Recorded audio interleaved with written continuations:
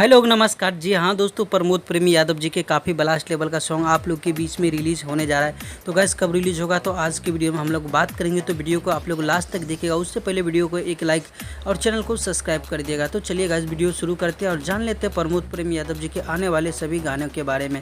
तो जी हाँ दोस्तों, बता दूँ गन्नायक फिल्म से काफ़ी ब्लास्ट लेवल का सॉन्ग आप लोग के बीच में रिलीज़ होने जा रहा है, तो तैयार रहिएगा दोस्तों। बता दूँ एक ही गो दिल बा मंगवैया हजारबा, ऐसा ही टाइटल पे कुछ सुनने में आ रहा है सॉन्ग आएगा। जी हाँ दोस्तों, ये सूत्रों के मुताबिक बता दें ऐसा ही टाइटल पे एक गाना आएगा।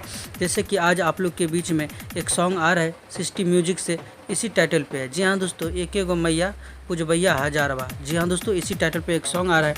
तो हो सकता है आप लोग के बीच में बहुत जल्दी गन्नायक फिल्म से ऐसा ही टाइटल पे भोजपुरी लोकगीत सुनने को मिलेगा। तो तैयार रहिएगा, पोस्टर को कभी भी रिलीज़ किया जा सकता है। तो इसलिए वीडियो को लाइक और चैनल को सब्सक्राइब करिए। कभी भी मिलते हैं फिर से एक नए वीडियो के साथ, तब तक के लिए bye bye, take care, love you all and देखते रहिएगा भोजपुरी चीफ यूट्यूब चैनल। धन्यवाद दोस्तों।